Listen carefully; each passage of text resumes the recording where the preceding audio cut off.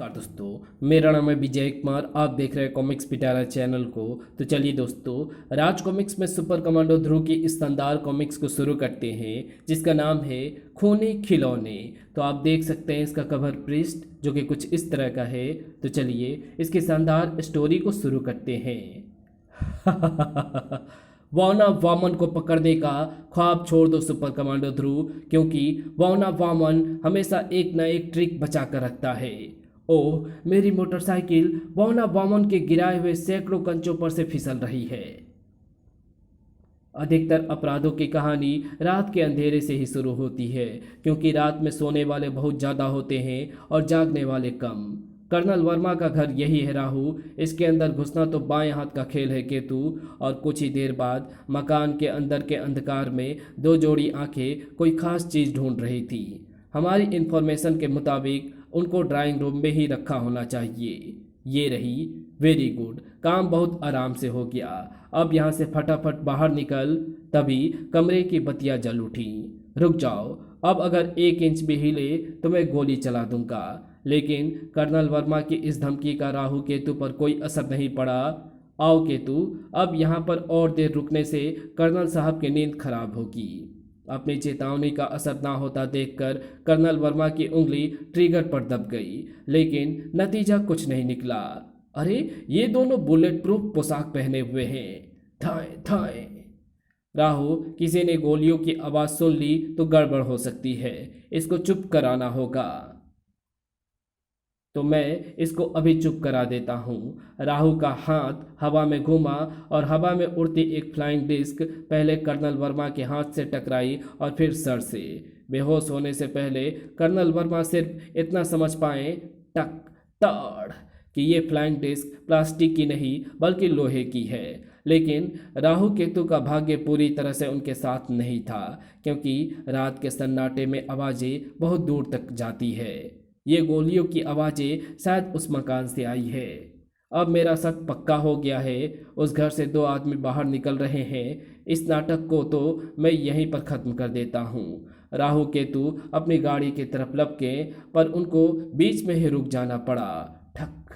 ध्रुव, तुम जैसे गुंडे मेरे शहर में अगर छींकते भी हैं तो मुझे पता चल जाता है। राहु, हमको इसे भी रास्ते से हटाना होगा। अभी लो, मैं इसको भी रास्ते से हटा देता हूँ। लेकिन ध्रुव और कर्नल वर्मा में थोड़ा फर्क था। खट। और फिर ध्रुव का हाथ राहु के शरीर से आ टकराया, लेकिन नुकसान ध्रुव के हाथ को ही हुआ। ठक। औ, ये पोशाकें तो किसी बहुत सख्त चीज़ की बनी है। ये पोशाकें बुलेट प्रूफ और फायर प्रूफ फाइबर की बनी है कमांडो, और इसकी हल्की सी एक चोट भी तुम्हारे सारे दांत तोड़ सकती है। ताड़। पहला वार तो ध्रुव किसी तरह से सह गया, लेकिन दूसरे वार से उसका सिर झंझना गया।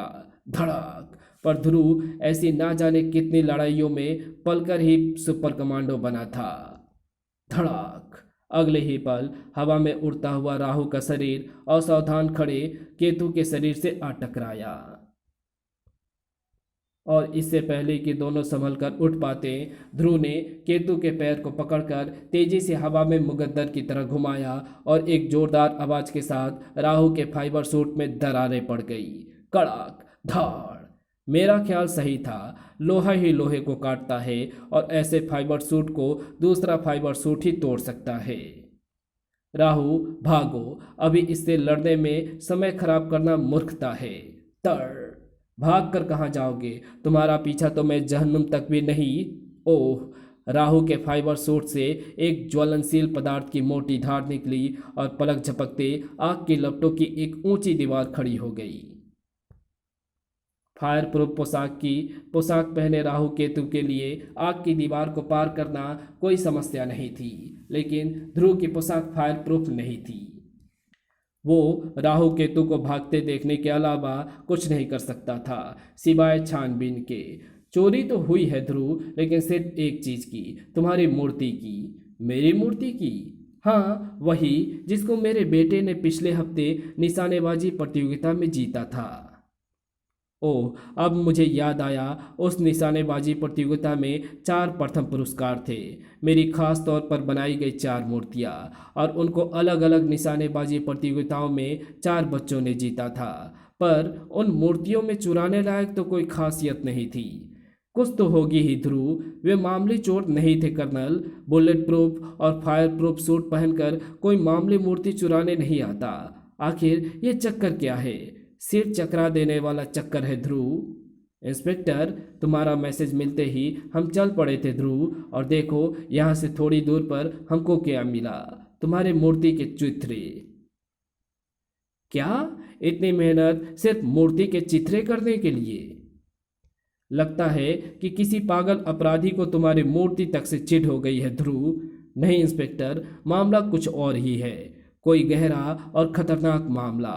ध्रुव का आभास कभी गलत नहीं होता था, क्योंकि उसी वक्त राजनगर तट से कुछ किलोमीटर दूर स्थित सिंह द्वीप में स्थित अवैध नारका जेल में, जहां पर देश के सिर्फ सबसे खतरनाक कैदियों को रखा जाता था, हमने चारों मूर्तियों का पता लगा लिया है। वामन, राहु केतु एक मूर्ति उठाने में कामयाब भी हो गए हैं, लेकिन क्या? लेकिन बदकिस्मती से उनकी मुठभेड़ ध्रुव से हो गई है। पर चिंता की कोई बात नहीं है, वे ध्रुव से बचकर भाग आए। तुम अव्वल दर्जे के मूर्ख हो वकील, ये काम चुपचाप होना चाहिए था। अब बाकी 3 मूर्तियों को उठाना इतना आसान नहीं होगा, क्योंकि अब ध्रुव उन मूर्तियों के बारे में जान गया है। मुझे अब किसी न किसी तरह से इस जेल से निकलना होगा।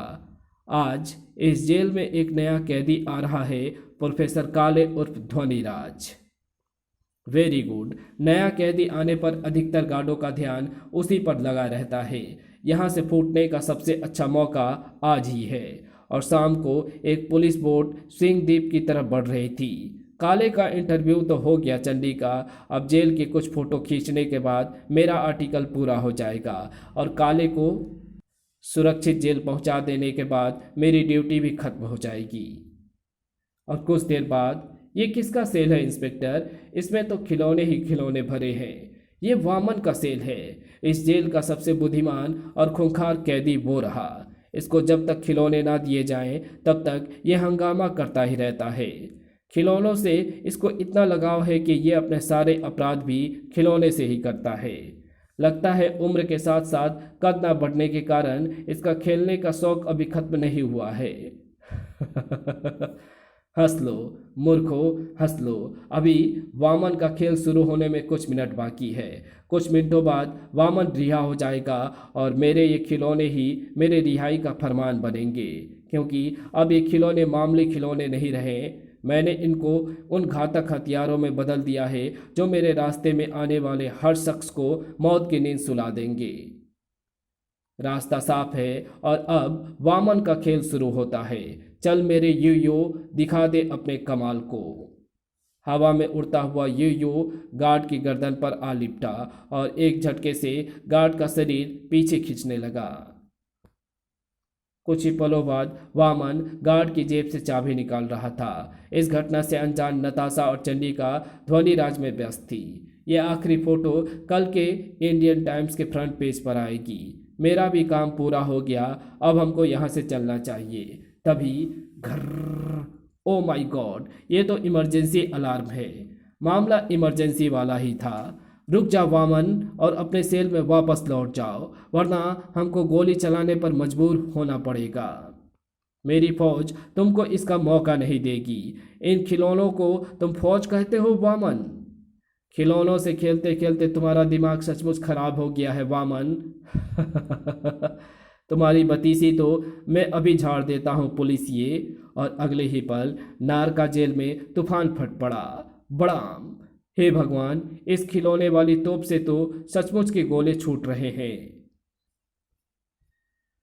ये खिलौने वाले सिपाही भी असली माइक्रो बुलेट दाग रहे हैं, और ये हवाई जहाज कंचे जितने बड़े असली बम गिरा रहे हैं। आश्चर्यचकित सुरक्षा कर्मियों को अपने बचाव तक का मौका नहीं मिला। भड़ाक धाड़!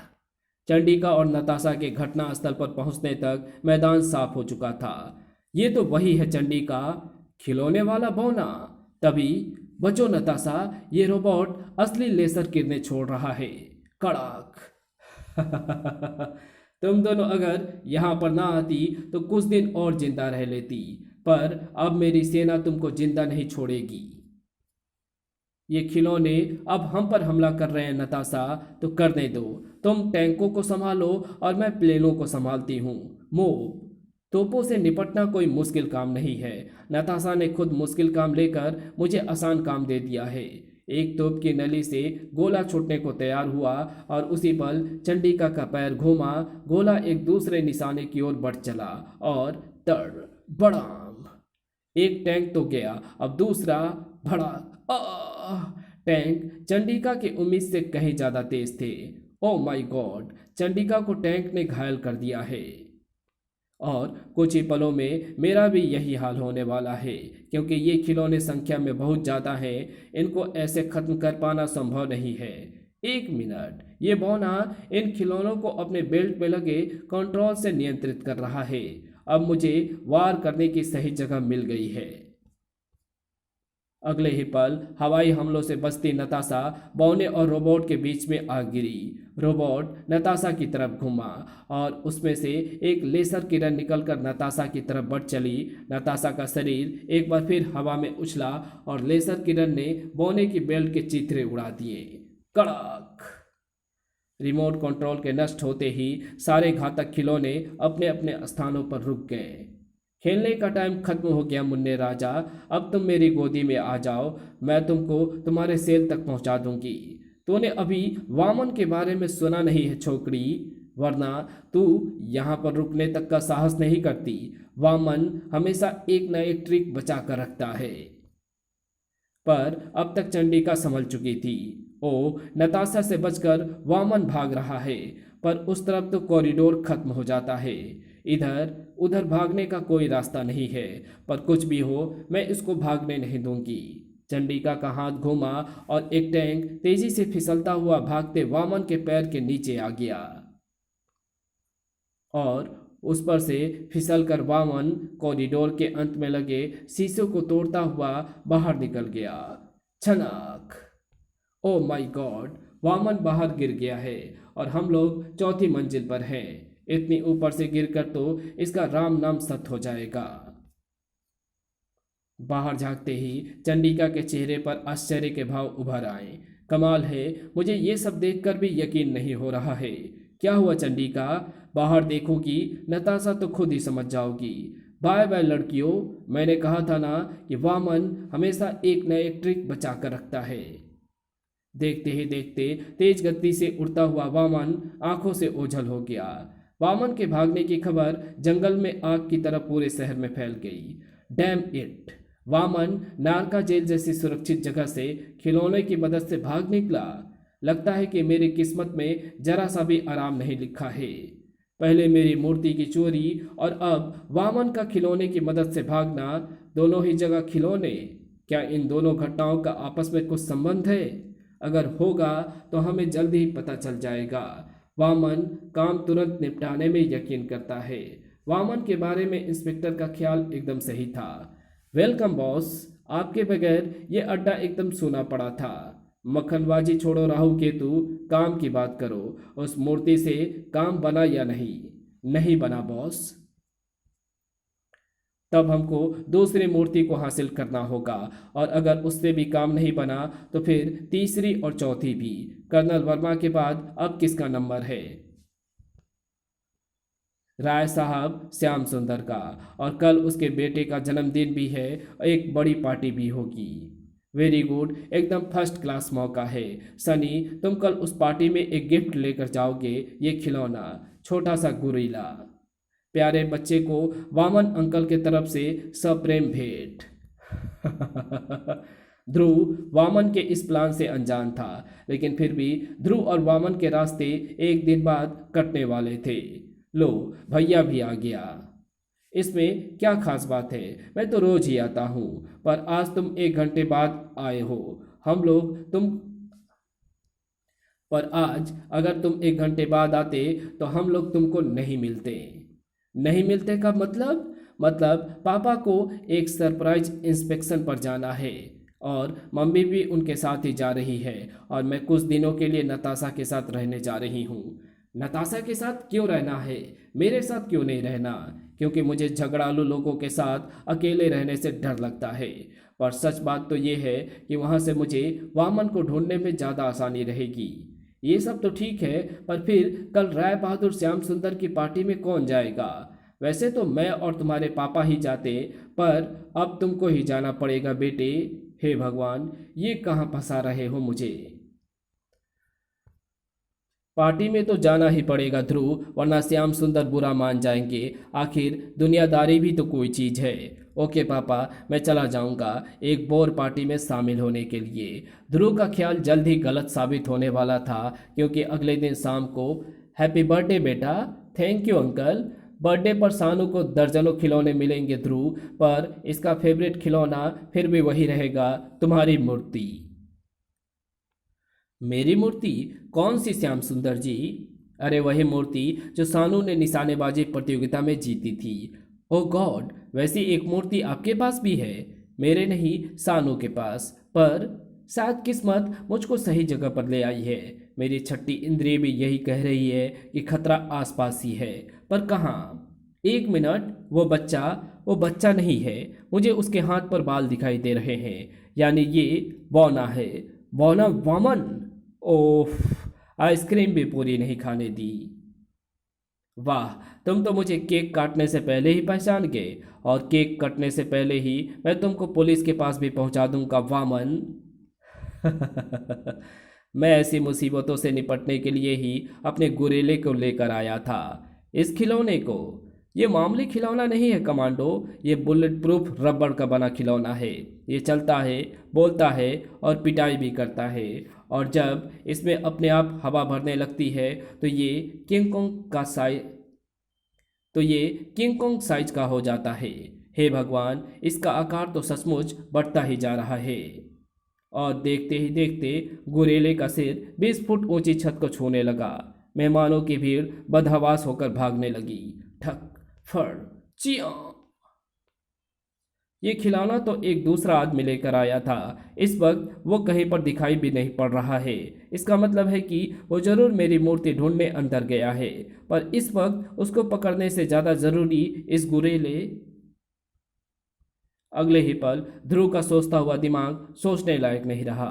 तड़ आह, ये तो बहुत फुर्ती से मारता है। मुझे इसकी बिल्कुल भी उम्मीद नहीं थी। ध्रुव के संभल पाने से पहले ही दूसरा बार भी ध्रुव के शरीर से आ टकराया। इस दूसरे बार ने ध्रुव को लगभग बेहोशी के कगार पर पहुंचा दिया। धड़ाक। ओफ, ऐसा लगता है जैसे मेरे सिर पर पूरी बिल्डिंग आ गिरी है। मैं इसको तीसरा बार करके अपनी जान निकालने की इजाज़त नहीं दे सकता। भागो कमांडो और बचो, पर मैं तुमको बचने नहीं दूंगा। अगर तुम जिंदा बच गए तो मेरे आगे के प्लानों में भी अड़ंगा डालोगे, इसलिए तुमको मरना होगा सुपर कमांडो ध्रुव। चट। और ये खतरनाक गोरिल्ला मुझे मारने में कोई कसर उठा नहीं रखेगा। इसको तुरंत रोकना होगा, और इसको रोकने का पहला कदम इसके कदम उखाड़ना है। ध्रुव ने ऊपर से तोड़कर एक झालर गोरेले के पैर में फंसा दी, और एक शक्तिशाली झटके से विशालकाय खिलौना जमीन पर आ गिरा। धड़ाम। ये एक इलेक्ट्रॉनिक खिलौना है, और इसको रोकने का दूसरा कदम इसके सर्किट को खत्म करना है, और ये काम इस जग में भरा पानी करेगा। ये पानी इसके खुले मुंह में अंदर जाकर इसके अंदर के इलेक्ट्रॉनिक पुर्जे को बेकार कर देगा, और साथ ही साथ ये विनाशकारी खिलौना भी बेकार। ओह, ध्रुव को अब तक खिलौने की फुर्ती का अंदाजा नहीं हो पाया था। गुरेले के एक फुर्तीली वार ने उसकी सारी योजना पर पानी फेर दिया। ओह, अगर ये लड़ाई लंबी खींच गई तो शायद ध्रुव मेरे खिलौने पर काबू पा लेगा। अब मुझे इस पर जल्दी से जल्दी काबू करना पड़ेगा। अच्छा, तो वामन इस गुरेलो को अपनी रिमोट कंट्रोल बेल्ट से चला रहा है। अगर मैं इसकी बेल्ट तक पहुंच जाऊं तो। ध्रुव का ध्यान पल भर के लिए गुरेले पर से हटा, और ये गलती उसको बहुत महंगी पड़ी। एक विशालकाय पंजे ने ध्रुव के शरीर को अपने शिकंजे में कस लिया। फिर शिकंजा तेजी से ध्रुव पर कसने लगा, पर ध्रुव बिना लड़े हार मानने वालों में से नहीं था। लेकिन ये लड़ाई बेकार थी, क्योंकि गुरेला बुलेट प्रूफ रबड़ का बना था। लड़ो ध्रुव और लड़ो, पर तुम्हारे किसी भी वार का इस पर कोई असर नहीं होगा, क्योंकि ये जिंदा नहीं खिलौना है। बौना सही बोल रहा है। इस खिलौने की जकड़ तो मुझ पर मजबूत होती ही जा रही है। ऐसे तो ये कुछ ही सेकंड में मेरी जान निकाल देगा, और मैं इसकी जान नहीं निकाल सकता, क्योंकि इसमें जान है ही नहीं। इस रुको, इसमें जान है। ये एक चलता फिरता इलेक्ट्रॉनिक्स खिलौना है, और इसकी जान है इसकी बैटरी। ऐसे खिलौने बगैर बैटरी के नहीं चल सकते, और मैं शर्त लगा कर कह सकता हूँ कि ये इसका बैटरी कंपार्टमेंट है। ध्रुव की एक तेज ठोकर से बैटरी कंपार्टमेंट के चिथड़े उड़ उड़ गए, और बैटरी बाहर निकलकर दूर जा गिरी। तड़, बैटरी निकलते ही गुरेले का विशालकाय शरीर फिर से तेजी से छोटा होने लगा। उफ, इस बार तो लगता था कि मैं अपनी मौत को टाल नहीं पाऊंगा। पर इतनी देर में वो आदमी मेरी मूर्ति को ढूंढ चुका है, और अब वो उसे लेकर भाग रहा है, पर मैं इसको भागने नहीं दूंगा। सनी, इधर। ओह, इसने मूर्ति वामन की तरफ उछाल दी है, और अब वामन उसे लेकर भाग रहा है। अब मुझे वामन के पीछे जाना होगा। ताड़, तुम जरा विश्राम करो मेहमान जी, तब तक मैं तुम्हारे बॉस को भी ले आता हूँ। धाड़, पर बाहर वामन तो काफी तेज गति से भाग रहा है। इसने अपने पैरों में इंजन लगे स्केट्स बांध रखे हैं, पर मेरी मोटरसाइकिल से इसमें इससे बड़ा इंजन लगा है। मैं वामन को किसी भी कीमत पर भागने नहीं दे सकता। ये छोकरा तो मेरे पीछे ही पड़ गया है, लेकिन मैं भी इसका अभी इंतजाम कर देता हूँ। क्लिक, अगले ही पल वामन ने सड़क पर कांच के कंचों की बौछार कर दी। सैकड़ों कंचे सड़क पर तेजी से चारों तरफ बिखरने लगे। ध्रुव मोटरसाइकिल पर कई आश्चर्यजनक करतब दिखा सकता था, पर गोल कंचों पर मोटरसाइकिल चला पाना उसके भी बूते से बाहर की बात थी। अच्छा, तो वामन समझता है कि वो मुझे कंचों से मात दे सकता है, पर मुझसे पीछा छुड़ाना इतना आसान नहीं है। अब ये कंचे ही मुझको वामन तक पहुंचाएंगे, और फिर बाप रे, इस लड़के के सिर में दिमाग लगा है या कंप्यूटर। अब तो ये और तेजी से मेरे पीछे आ रहा है। मैंने खुद ही अपने पैरों पर कुल्हाड़ी। धाड़, अब मूर्ति भी मेरे पास है वामन, और तुम भी, लेकिन सिर्फ कुछ सेकंडों के लिए कमांडो। सट, अरे, अब इसके रोलर स्केट्स में स्प्रिंग निकल आए, और ये कंगारू की तरह उछल उछल कर भाग रहा है।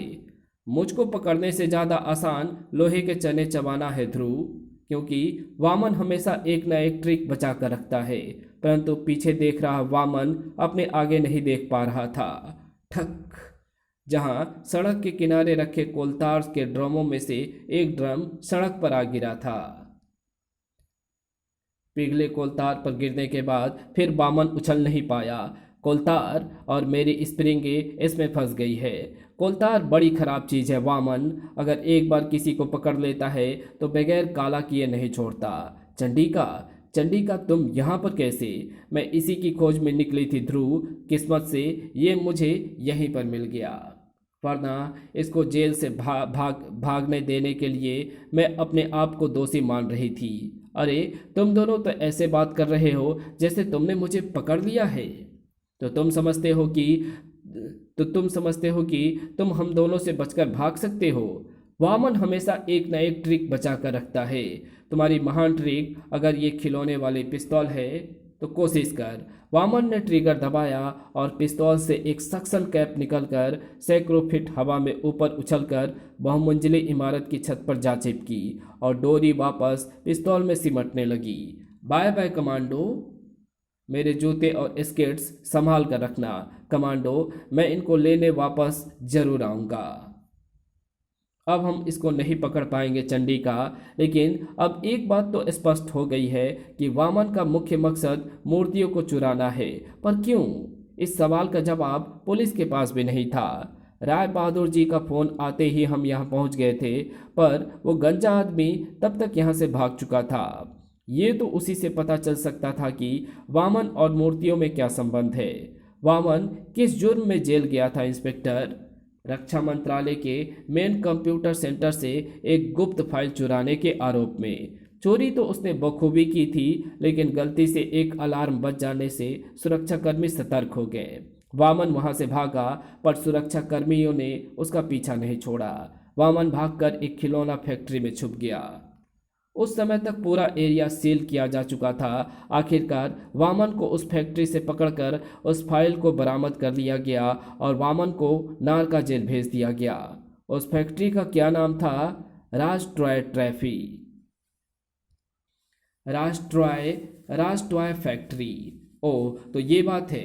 क्या बात है? ओह, मेरे वायरलेस पर हेडक्वार्टर से मैसेज आ रहा है। क्या? उनको ठीक से तो पहचाना है ना? ओके, मैं अभी आता हूँ। क्या हुआ इंस्पेक्टर? कहते हैं ना कि मुसीबत अकेले कभी नहीं आती, अपने भाई बहनों को साथ लेकर आती है। इस बार मुसीबत अपने साथ दो भाइयों को लेकर आई है। हमारे दो दुश्मन, देश के खतरनाक एजेंट महमूद और चुंग को आज राजनगर में देखा गया है। अब उन पर नज़र रखने के लिए और पुलिस फोर्स का इंतजाम करना पड़ेगा। मुझे तुरंत पुलिस हेडक्वार्टर जाना होगा। हम भी चलते हैं इंस्पेक्टर। अगर कोई खबर मिले तो मुझे तुरंत सूचित करना। और फिर तुम राज टॉय फैक्ट्री का नाम सुनकर चौंक क्यों पड़े थे ध्रुव? क्योंकि जिस राज टॉय फैक्ट्री में वामन भागकर छिपा था, उसी राज टॉय फैक्ट्री ने मेरी चारों मूर्तियों को बनाया है। पर उन मूर्तियों में क्या चमत्कार है, इसका जवाब तो सिर्फ वामन ही दे सकता है। अब वामन को पकड़ने के लिए हमको जाल बिछाना ही पड़ेगा। फिर कमांडो हेडक्वार्टर में तुम लोग सब ठीक से समझ गए ना पीटर और करीम? Yes captain. तो तुम लोग तुरंत निकल जाओ, वक्त बहुत कम है। पीटर और करीम के जाने के बाद ध्रुव नताशा और चंडिका की तरफ मुड़ा। 4 मूर्तियों में से 2 मूर्तियां वामन पहले ही ले जा चुका है। अब 2 मूर्तियां ही बची है, जिनमें से एक उद्योगपति पूरिया के पास है और दूसरी मूर्ति श्वेता के पास। अब हमको ये नहीं पता कि वामन कहाँ पर पहले हमला करेगा, इसलिए दोनों जगहों पर एक साथ ही निगरानी करनी पड़ेगी। मैंने सोचा है कि पूरिया के घर की निगरानी तुम दोनों करोगी और श्वेता की मूर्ति की निगरानी मैं। ठीक है Dhruv, best of luck. Same to you. Vaman Dhruv से पहले ही अपनी योजना पर काम शुरू कर चुका था। कैसी खराब किस्मत है, राय बहादुर के पास वाली मूर्ति से भी काम नहीं बना। अब पहले पूरिया के पास वाली मूर्ति को उठाना ही ठीक रहेगा। शायद उसी से मेरा काम हो जाए, वरना मामला बहुत खतरनाक हो जाएगा, क्योंकि चौथी मूर्ति ध्रुव की बहन श्वेता के पास है और वहां से उसको उड़ाना लगभग असंभव काम है। पूरिया की किस्मत अच्छी थी, क्योंकि इस वक्त वो अपने पूरे परिवार के साथ हिल स्टेशन पर गया हुआ था, पर उसका बंगला खाली नहीं था। अत्याधुनिक हथियारों से लैस पूरिया के सिक्योरिटी गार्ड बंगले की निगरानी कर रहे थे। इधर तो तार लग गए, अब उस कोई ट्रक आ रहा है। पर ट्रक तो खाली है, इसको तो कोई चला ही नहीं रहा है और ये रुक नहीं रहा है। इसकी स्पीड तो बढ़ती ही जा रही है, यानी ये टक्कर मारने जा रहा है। धड़ाक! ये क्या हो रहा है? ये खाली ट्रक चल कैसे रहा है? न ड्राइवर न माल। पर अगले ही पल पहरेदार की सांस गले में ही रुक गई और उसकी आंखें आश्चर्य से फैलती चली गई। ट्रक खाली नहीं था। क्रंच! ये क्या है? इस पर गोलियां चलाओ। गोलियां चली तो जरूर, लेकिन रोबोट वामन के शरीर पर हल्के से गड्ढे करने के अलावा और कुछ नहीं कर पाई। तर तर तर तर! ये मूर्ख खामा में मेरा वक्त बर्बाद कर रहे हैं, जबकि मेरे पास बहुत कम समय है। और फिर रोबोट का कहर पहरेदारों पर टूट पड़ा। रोबोट वामन के सामने पहरेदार चींटियों से ज़्यादा और कुछ नहीं थे और रोबोट ने उनको उसी तरह से मसल दिया। चंडिका और नताशा के घटनास्थल तक पहुंचने से पहले ही मैदान एक बार फिर साफ हो चुका था। ओ गॉड! यहाँ पर तो वामन ने रोबोट से तबाही मचा दी है। बिना कुछ सोचे समझे नताशा का पैर एक्सीलेटर पर दबता चला गया। धड़ाक! और कार एक कर्णभेदी धमाके के साथ रोबोट के पैर से जा टकराई। ये तो हिला तक नहीं चंडिका, अब हम इसको कैसे रोकेंगे? घबराओ मत नताशा, मूर्ति लेने के लिए इसको मकान के अंदर जाना होगा और उसके लिए वामन के रोबोट से बाहर निकलना ही होगा। हम इसके बाहर निकलने का इंतजार करेंगे। पर वामन को बाहर निकलने की कोई ज़रूरत नहीं थी। रोबोट के एक जोरदार वार से ही पूरी दीवार नीचे आ गिरी। मुझे मालूम है कि मूर्ति किस कमरे में रखी है और वहां तक पहुंचने के लिए मुझे सिर्फ 3 दीवारें गिरानी पड़ेगी। चंडिका, हमको स्पेशल पुलिस फोर्स को बुलाना चाहिए। फोर्स इसका कुछ नहीं बिगाड़ पाएगी। अब हमको ही कुछ करना होगा। पर क्या? हमको इसके कंट्रोल पैनल तक पहुंचना होगा, पर वो तो बहुत ऊंचा है। तो हमको इसे नीचे लाना होगा और इसके लिए इस रोबोट को गिराना होगा। नताशा, जल्दी से सारी गोलियां निकाल लो। कुछ ही पलों बाद ही दर्जनों कड़े और गोल कारतूस जमीन पर इधर से उधर लुढ़क रहे थे, जिन पर पैर पड़ने के बाद संतुलन बनाए रखना एकदम असंभव था। देखा नताशा, कंट्रोल पैनल नीचे आ गया। मैं अभी इसे तोड़कर वामन को बाहर। Oh no! धड़ाक! ये शीशा बुलेट प्रूफ है, पर कम से कम हम इसको लोहे के तार से बांध ही सकते हैं। पर इससे पहले कि चंडिका अपना काम पूरा कर पाती, रोबोट उठकर खड़ा होने लगा और साथ ही चंडिका का शरीर भी हवा में उठने लगा। और उसी वक्त चंडिका के दिमाग में एक नया प्लान कौंध गया। नताशा, अगर ये टीन का बक्सा छत की ऊंचाई से गिरेगा तो कबाड़ी बाजार में बिकने लायक हो जाएगा। मैं समझ गई चंडिका। नताशा ट्रक की तरफ दौड़ी और उसने लोहे के तार को ट्रक में कसकर बांध दिया। ट्रक एक घड़घड़ाहट के साथ स्टार्ट हुआ और साथ ही रोबोट वामन भी तेजी से हवा में उठने लगा। कुछ ही पलों बाद रोबोट वामन जमीन से कई फुट ऊपर हवा में लटक रहा था। नताशा, खोल दो। नताशा ने एक झटके से ट्रक में बंधे तार की गांठ खोल दी, सट, और रोबोट वामन धड़ाम से नीचे आ गिरा। धड़ाम! चंडिका का ख्याल सही था। रोबोट अब फिर उठने लायक नहीं रह गया था। ओके ओके, मैं अपनी हार मानता हूँ। शाबाश, तुम तो एकदम से अच्छे बच्चे बन गए।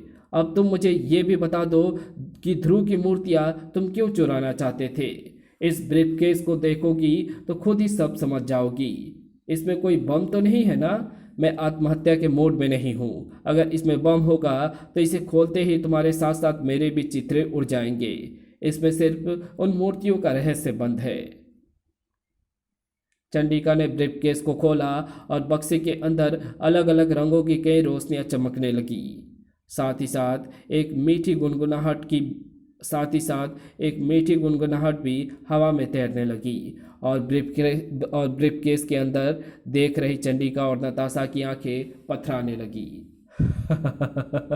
वामन हमेशा एक ना एक ट्रिक बचा कर रखता है और इस बार की मेरी ट्रिक ये सम्मोहिनी यंत्र था। इस वक्त ये दोनों सम्मोहित लड़कियां पूरी तरह से मेरे वश में है। जाओ और मकान के अंदर से ध्रुव की मूर्ति उठाकर मेरे पास लाओ। और वहां से कुछ किलोमीटर दूर दुश्मन देश के जासूस मामूद पर कड़ी नजर रखी जा रही थी। मामूद उस दुकान में जा रहा है, कुछ खरीदना होगा, उस पर नजर गड़ाए रखो। पर मामूद पुलिस वालों से ज्यादा सतर्क था। मूर्ख पुलिस वाले ये समझते हैं कि मैं ये नहीं जानता कि मुझ पर नजर रखी जा रही है, बल्कि ये लोग ये नहीं जानते कि इस डिपार्टमेंटल स्टोर में एक साइड स्टोर भी है जो इस वीरान सुनसान गली में खुलता है। अब ये पुलिस वाले डिपार्टमेंटल स्टोर को ही ताकते रह जाएंगे और मैं आराम से खिसक टक। हैं कौन? दूसरी तरफ चुंग को भी कुछ ऐसी ही समस्या का सामना करना पड़ रहा था। मैं ओबेरॉय होटल से बोल रहा हूँ सर, शिकार अभी यहीं पर है, अभी वो टॉयलेट जा रहा है। इस पुलिस वाले को शायद ये नहीं बताया गया है कि मेकअप मास्टर चुंग वेश बदलने में माहिर है। अब मैं इस मूर्ख के बगल से ही आराम से टहलता हुआ निकल जाऊंगा और ये टॉयलेट की चौकसी करता रहेगा। कुछ ही मिनटों बाद चुंग अपनी कार को स्टार्ट कर रहा था। अब मुझे उस काम को निपटाना चाहिए जिसके लिए मैं इस देश कौन के इस रहस्य को हम यही छोड़कर बौना वामन के गुप्त अड्डे पर चलते हैं, जहां पर वामन अपनी किस्मत को कोस रहा था। इस मूर्ति में भी कुछ नहीं है, अब तो आखिरी मूर्ति लानी ही पड़ेगी। ऐसी किस्मत तो दुश्मन की भी ना हो। पर वो तो ध्रुव के घर में है बॉस। मैं जानता हूँ उस मूर्ति को वहां से लाना शायद दुनिया का सबसे मुश्किल काम है, पर इन दोनों बंधकों को मैं इसलिए यहाँ पर लाया हूँ ताकि जरूरत पड़ने पर मैं इनको खत्म करने की धमकी देकर ध्रुव को खामोश करा सकूं। पर उस मूर्ति में ऐसा क्या है बॉस जिसके लिए आप ध्रुव के घर पर डाका डालने तक के लिए तैयार हैं? उस मूर्ति में एक ऐसी माइक्रो कंप्यूटर चिप्स है जिसमें भारत सरकार के कई गुप्त रहस्य बंद हैं।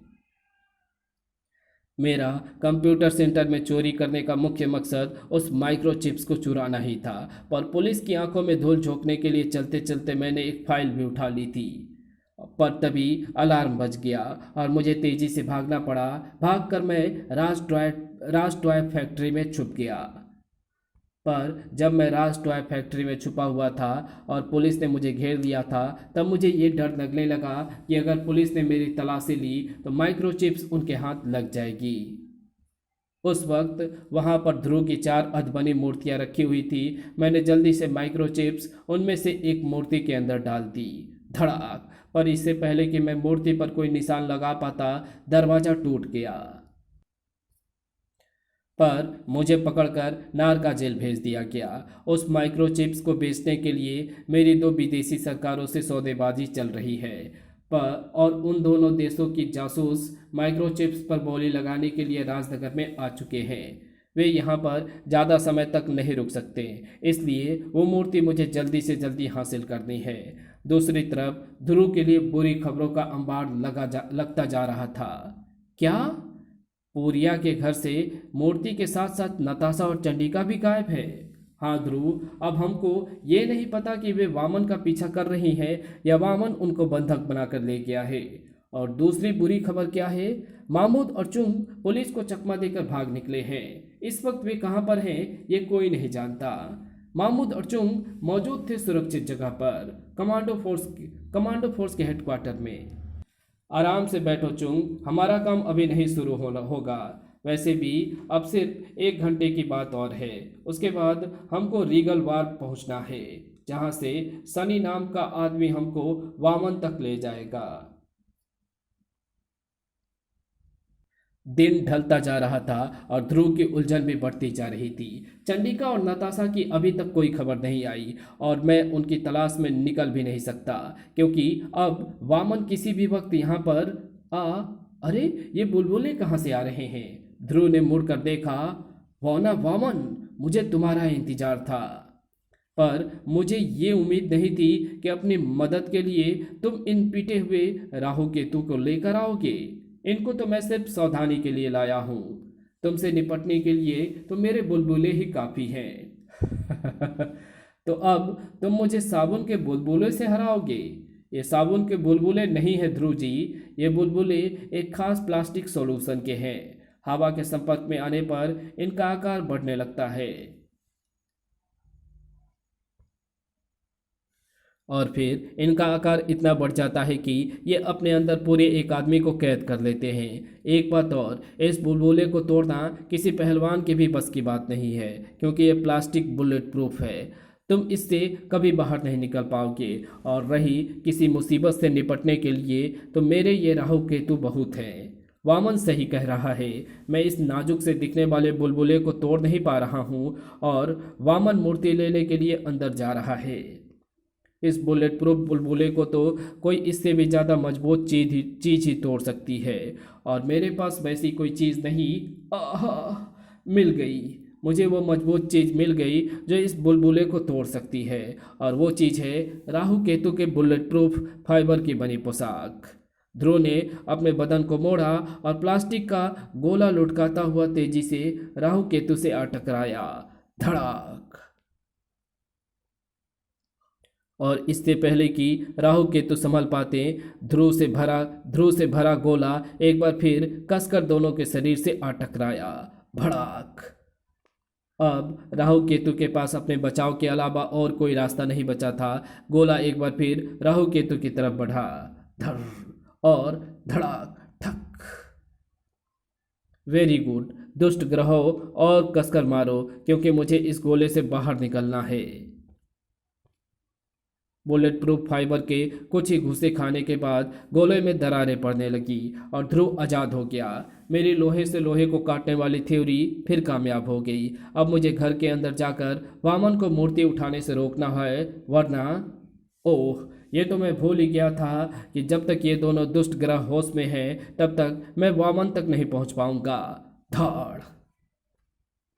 इसलिए इस बार मैं इनको 15 सेकेंड में ठिकाने। अरे, ये इतने फुर्तीले कैसे? औ इनके सामने तो मेरी सारी फुर्ती बेकार साबित हो रही है। धड़ाक। पता नहीं वामन ने इन दोनों को कौन सा टॉनिक पिला दिया है। धड़।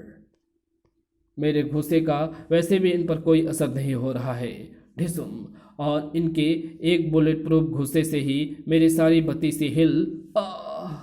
इनको हराने के लिए मुझे सबसे पहले इनकी पोशाकों का इंतजाम करना पड़ेगा और शुरुआत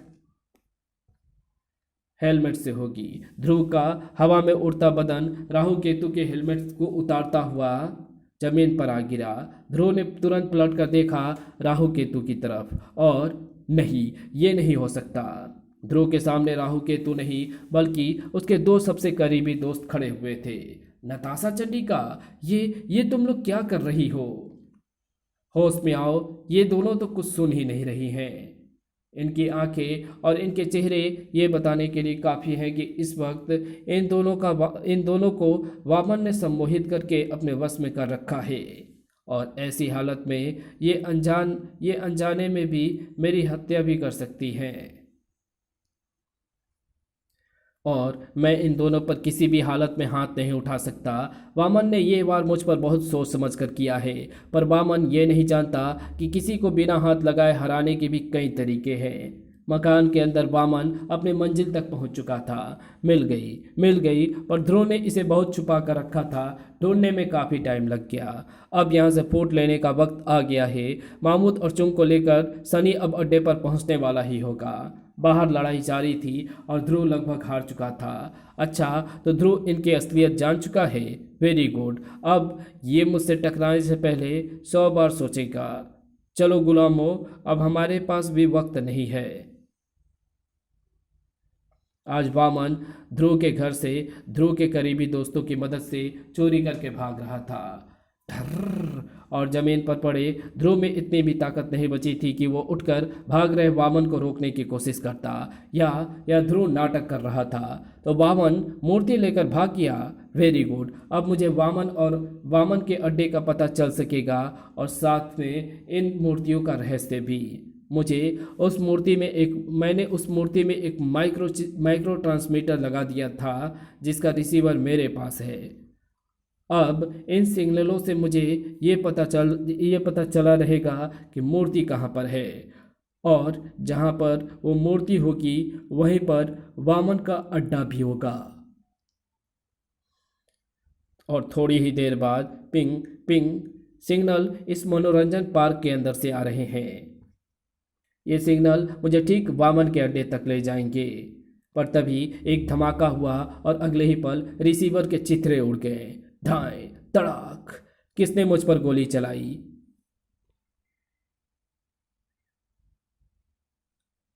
और वो रहा मेरा संभावित हत्यारा। अगले ही पल ध्रुव अंधेरे में गायब हो गया। अरे, कहाँ चला गया? अभी तो यहीं पर ही था। मैं अभी भी यहीं पर हूँ। फर्क सिर्फ इतना है कि पहले मैं तुम्हारे नीचे था और अब मैं तुम्हारे ऊपर हूँ। टर्ड। रिसीवर के टूट जाने से सारा मामला ही गड़बड़ हो गया। अब इस लंबे चौड़े पार्क में वामन के अड्डे को ढूंढना बहुत मुश्किल होगा। ये गुंडा मुझे कुछ बता सकता है, पर इसको मैंने इतना कस कर मार दिया है कि अब तो ये कम से कम 3-4 घंटों तक बेहोश रहेगा। अब कोई नई तरकीब लगानी होगी। पर वामन ध्रुव के आने से अनजान नहीं था। मैं जानता था कि इसको जिंदा छोड़ना मेरी बेवकूफ़ी थी, पर अब मैं ये गलती दोबारा नहीं करूँगा।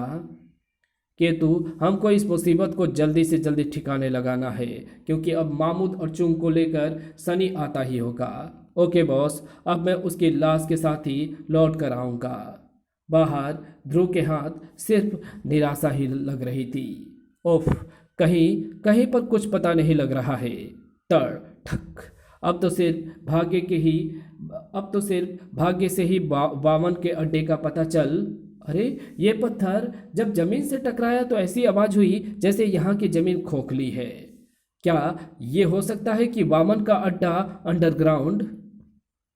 तभी एक हल्की सी हरकत ने ध्रुव का ध्यान अपनी तरफ खींच लिया। अरे वो रोलर कोस्टर की पटरियों से क्या लटक रहा है? ये तो मेरी मूर्ति लग रही है। और कुछ ही मिनटों बाद ध्रुव उस जगह पर खड़ा था। ये तो सचमुच मेरी ही मूर्ति है, पर इसके चित्रे कर दिए गए हैं। लेकिन इसको यहाँ पर लटकाने का क्या मतलब है? तभी एक धड़धड़ाहट ने ध्रुव की विचारधारा को भंग कर दिया। रोलिंग ट्रेन गोली की रफ्तार से ध्रुव की तरफ बढ़ रही थी। ओह, तो यहाँ पर मूर्ति को लटकाने का मतलब मुझे जाल में फंसाना था। भागो ध्रुव और भागो, पर अब तुम भागकर जाओगे कहाँ? या तो तुम ट्रेन से टकराकर अपने चीथड़े उड़वाओगे, या सैकड़ों फुट नीचे गिरकर अपनी हड्डियों का चूरा बनवाओगे। भागना बेकार है। इस ट्रेन की स्पीड मेरी स्पीड से 10 गुना ज़्यादा है। अब इसका सामना करने के अलावा और कोई चारा नहीं है। तेज गति से फिसलती ट्रेन ध्रुव से 1 फुट की दूरी तक आ गई थी और उसी पल ध्रुव ऊपर उछला। अरे, ट्रेन इसके ऊपर से नहीं बल्कि ये ट्रेन के ऊपर से निकल गया। पर यह बचकर जाएगा कहाँ? कुछ ही सेकंडों में ट्रेन वापस इस जगह पर आ जाएगी। लेकिन जब ट्रेन वापस घूमी तो अरे, कहाँ गायब हो गया? उसके तो उसी जगह पर होना चाहिए था। अगले ही पल केतु के पैरों के नीचे से ट्रेन निकल गई। ये क्या है? मैं ऊपर कैसे? ध्रुव, छोड़ दो, मुझे छोड़ दो। अगर तुमने बामन का अड्डा नहीं बताया तो मैं सचमुच तुमको छोड़ दूंगा। नहीं, सॉरी, मैं गलत बोल गया। मुझे छोड़ना मत। तो फिर बताओ मुझे, मुझे धमकाओ मत। मेरे एक इशारे पर वामन चंडिका और नताशा को मौत के घाट उतार देगा। समझे? मुझे उन गद्दारों की जान की कोई परवाह नहीं है। अभी तो तुम सिर्फ अपनी जान की फिक्र करो। मुझे यकीन नहीं हो रहा है यह ध्रुव सच बोल रहा है। मैं समझ गया कि दोनों लड़कियों को मारने की धमकी देकर मैं ध्रुव से कुछ भी करा सकता हूँ। अब मेरे सामने एक ही रास्ता बचा है, ध्रुव के साथ साथ केतु को भी खत्म कर देने का, अपनी मिनी मिसाइल से। वरना केतु ध्रुव को इस अड्डे का पता बता देगा। और अगले ही पल एक चमकती चीज को अपनी तरफ बढ़ते देखकर केतु बुरी तरह से भयभीत हो गया था। ये तो मिनी मिसाइल है, मुझे छोड़ दो। इतना भयभीत कि ना तो उसे नीचे गिरने की चिंता थी और ना ही रोलर ट्रेन से टकराने का डर। धड़ाक! दो वस्तुओं के टकराने की और हड्डियों के टूटने की कई भीषण आवाजें हुई और हवा में गिरता हुआ केतु का शरीर अंधेरे में गायब हो गया। हे भगवान, ये तो नीचे गिर गया और ये मिसाइल अब मेरी तरफ आ रही है। इससे बचने के लिए मुझे आखिरी क्षण तक इंतजार करना पड़ेगा। और मिसाइल के पास आते ही इसके रास्ते से अलग हट। अरे, मिसाइल ने भी अपना रास्ता बदल लिया और अब ये फिर मेरे पीछे आ रही है। इससे बचकर मैं नहीं भाग सकता। अब थोड़ी ही देर में ये मिसाइल मेरे चीथड़े उड़ा देगी। 1 मिनट, ये रोलर ट्रेन है, ये भी मिसाइल जितनी भी तेज गति से चल रही है। और अगले ही पल ध्रुव का सर्कस में सधा हुआ बदन तेज गति से गुजरती रोलर ट्रेन में आ गिरा। आहा, अब मैं थोड़ी देर के लिए सुरक्षित हूँ, पर इस ट्रेन का कंट्रोल भी वामन के हाथ में ही होगा। अब वो इसे जल्द ही रोक देगा और उसके लिए मुझे इस मुसीबत का हल ढूंढना होगा। ये तो पक्का है कि वामन वीडियो कैमरे से मुझ पर नजर रखा है। अब अगर मैं उस वीडियो कैमरे को ढूंढ सकूं तो मेरा काम बन सकता है। जल्द ही ध्रुव की सतर्क आंखों को कैमरा नजर आ गया। वो रहा एक वीडियो कैमरा। अब जैसे ही ट्रेन इसके पास पहुंचेगी मैं कूदकर रोलर ट्रेन से अलग हो जाऊंगा। पर ध्रुव की जो भी योजना थी वो नाकामयाब होने वाली थी, क्योंकि मिसाइल ने ध्रुव का पीछा नहीं छोड़ा और मिसाइल अपने निशाने से जा टकराई। एक कर्णभेदी धमाका हुआ। धुएं के गहरे बादलों ने सारे वातावरण को ढक लिया। बड़ाम। और जब धुआं छटा तो बौना वामन ने अपनी जिंदगी का सबसे खूबसूरत दृश्य देखा। स्क्रीन पर ध्रुव की छत बिछत लाश साफ नजर आ रही थी। अरे वाह वाह, मैंने कितना महान काम किया है, मैंने ध्रुव को खत्म कर दिया है। अब मुझे किसी का भी डर नहीं रहा। आज मेरी जिंदगी का सबसे सुनहरा दिन है। आज वामन के लिए सचमुच सुनहरा दिन था। उसका हर दांव सही पड़ रहा था। बॉस, मैं दोनों मेहमानों को ले आया हूँ। आहा, मामूद और चुंग, आओ आओ, मुझे तुम दोनों का इंतजार था। माल कहाँ पर है वाना वामन? ये रही वो माइक्रोचिप्स जिसमें भारत सरकार की कई अत्यंत महत्वपूर्ण रहस्य बंद है और जिसकी नीलामी के लिए मैंने तुम दोनों को यहाँ पर बुलाया है।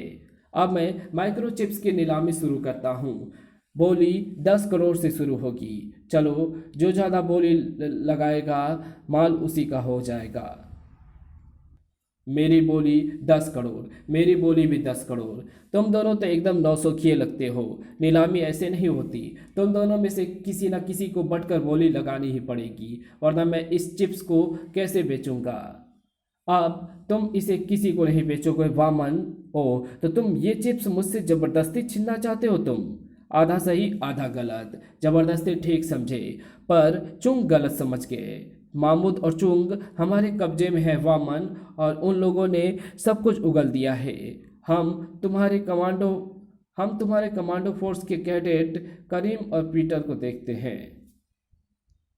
हम कमांडो फोर्स के कैडेट पीटर और करीम है और हम तुमको गिरफ्तार करते हैं। पर तभी हैंड्स अप, अगर जरा सा भी हिले तो खोपड़ी की जगह हवा मिलेगी। शाबाश सनी, इसको ऐसे ही कवर किए रखना। तब तक मैं इनको बांधने के लिए रस्सी, पर सनी का रोल खत्म हो चुका था। तड़ाक। चंडिका, ये क्या कर रही हो? हट जाओ वहां से, ये मेरा आदेश है।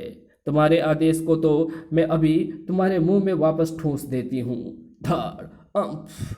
यानी तुम पर से मेरा हिप्नोटिक कंट्रोल खत्म हो गया? पर कैसे? हम दोनों पर तुम्हारा हिप्नोटिक कंट्रोल तभी खत्म हो गया था जब हम दोनों ध्रुव से लड़ रहे थे और तुम्हारे घर के अंदर मूर्ति ढूंढ रहे थे। लड़ाई के दौरान ध्रुव ने एक ऐसे नर्व बम का इस्तेमाल किया था जिससे हम पर कुछ क्षणों के लिए बेहोशी छा गई थी। होश में आने पर हमको समझ में नहीं आया कि हम लोग कहाँ पर हैं और ध्रुव से क्यों लड़ रहे हैं, पर ध्रुव ने जल्द ही सारी स्थिति हमको समझा दी और हमने ऐसा नाटक करना शुरू किया जैसा हम दोनों अभी भी तुम्हारे हिप्नोटिक कंट्रोल में है। तो तुम लोग समझ रहे हो ना कि तुम लोगों ने मुझे अपने जाल में फंसा लिया है। पर तुम लोग फिर भूल गए कि वामन हमेशा एक न एक ट्रिक बचा कर रखता है, जैसे कि ये मिनी स्मोक बम। पल भर में चारों तरफ धुएं के बादल छा गए। उफ, कुछ भी दिखाई नहीं दे रहा है। अरे, मैं करीम हूँ भाई, मुझे क्यों पकड़ रहे हो? अब ये सब काफ़ी देर तक अंदर बंद रहेंगे और तब तक मैं ये माइक्रोचिप्स लेकर यहाँ से भाग खड़ा हो जाऊंगा। ये आवाज़? वामन घूमा और उसकी सांस और धड़कन उसके सीने में ही रुक गई। ध्रुव, तुम बच गए, पर मैंने तो तुम्हारी लाश देखी थी। वो मेरी लाश नहीं, बल्कि मेरी वही मूर्ति थी जो तुमने रोलर कोस्टर पर लटका रखी थी और जो कैमरे की आंखों से असली जैसी लग रही थी। ठीक वैसे ही जिस तरह से फिल्मों में छोटे बिल्डिंग मॉडलों को विशालकाय बिल्डिंगों के रूप में दिखाया जाता है, और जब मुझे मरा समझकर तुमने मुझ पर से ध्यान हटा दिया तो मेरा तुम तक पहुंचना बहुत आसान हो गया। तुम्हारी आसानी अभी मुश्किल होने वाली है कमांडो, क्योंकि वामन एक न एक ट्रिक बचा कर रखता है। तड़ ओ, वामन भागकर शीश महल में छुप रहा है, पर अब मैं इसे किसी भी कीमत पर भागने नहीं दे सकता। अब मुझे कोई भी बाधा रोक नहीं सकती। कड़ाक। भागने का रास्ता यहाँ पर खत्म होता है वामन। अब किसी भी तरह की कोशिश बेकार है। तो आओ, मुझे पकड़ लो, आओ। अरे, ये तो शीशा है। छनाक। मैं इधर हूँ कमांडो, ये भी शीशा है। यहाँ आओ, मैं इधर हूँ और इधर हूँ और इधर भी। ये शीशे का घर है सुपर कमांडो, और इसके हर शीशे में मेरी ही परछाई है। पर असली वामन कहाँ है ये तुम कभी नहीं जान पाओगे, मरते दम तक भी नहीं। खच। ओह, ये मुझ पर ब्लेड से तेज धार वाली डिस्को से हमला कर रहा है और मैं ये पता नहीं कर पा रहा हूँ कि इनमें से असली वामन कौन सा है। खचाक खच। ये तो परी कथाओं के जैसा युद्ध लग रहा है जिसमें मायावी राक्षस एक साथ 10 जगहों पर प्रकट होकर युद्ध करता था। और इस युद्ध में मायावी राक्षस बौना वामन का पलड़ा धीरे धीरे भारी होता जा रहा है। खचाक खच। क्योंकि ये मुझ पर जगह बदल बदल कर हमला कर रहा है और मेरे लिए ये पता करना असंभव हो रहा है कि असली वामन कहाँ पर है। ज़्यादा खून बहने से मुझ पर कमजोरी और बेहोशी छाती जा रही है। अब तो लगता है कि मौत सिर्फ चंद कदमों की दूरी पर है। शाबाश कमांडो, कुछ और सेकंड के लिए ऐसे ही शांत पड़े रहो। अब की बार मैं निशाना सीधे तुम्हारे गले पर लगाऊंगा और तुम्हारी सारी तकलीफों का अंत हो जाएगा। वामन का हाथ उठा और साथ ही साथ एक कड़कदार आवाज गूंजी, वामन इधर देखो। वामन घूमा और उसके घूमते ही सामने खड़ी चंडिका ने एक झटके से अपने हाथ में पकड़े हिप्नोटिक यंत्र का ढक्कन खोल दिया। चारों तरफ लगे शीशों में हिप्नोटिक यंत्र की रंगीन रोशनियां चमक उठी। खतरे का आभास न हो पाने के कारण वामन चंडिका की तरह आंखें मूंद नहीं सका। बेहोश हो रहे ध्रुव की आंखें पहले ही बंद थी और पल भर में वामन की आंखें पथरा कर फैल गई। अब तुम बाहर निकलकर माइक्रोचिप्स मेरे हवाले कर दो बौना वामन। सम्मोहित बौना वामन ने किसी आज्ञाकारी बच्चे की तरह चंडिका की आज्ञा का पालन किया। भारत की एक अमूल्य वस्तु अब कानून के रखवाले की बंद मुट्ठी में सुरक्षित थी। और फिर तुम्हारे दिमाग का तो मैं लोहा मान गया चंडिका। तुमने जिस तरीके से वामन को पकड़ा उसकी जितनी तारीफ की जाए कम है। अगर तुम ना होती तो आज हमारे देश की सुरक्षा बिक गई होती। नहीं ध्रुव, वामन को पकड़ने में हम सब ने अपना सहयोग दिया है। वामन मेरे कारण नहीं बल्कि हमारी एकता की शक्ति के कारण पकड़ा गया है और इस शक्ति को पूरी दुनिया भी मिलकर नहीं हरा सकती। और नारका जेल में इस बार इन लोगों ने मुझको रबड़ के मामूली खिलौने दिए हैं, पर मैं इनको भी हथियार बनाने का रास्ता ढूंढ ही लूंगा। वो दिन जरूर आएगा और वो दिन ध्रुव और उसके साथियों की जिंदगी का आखिरी दिन भी होगा। इसी के साथ ये कहानी यही समाप्त होती है। तो आपको ये वीडियो कैसी लगी? अगर आपको ये वीडियो पसंद आई हो तो इस वीडियो को लाइक शेयर कमेंट ज़रूर कर देना। चैनल पे नए हो तो चैनल को सब्सक्राइब कर ऑल नोटिफिकेशन को सिलेक्ट ज़रूर कर लेना। Thanks for watching my videos. नारी का सम्मान बचाने, पुरुष का अहंकार जलाने आई शक्ति। राज कॉमिक्स में शक्ति सीरीज का रोमांचक कॉमिक।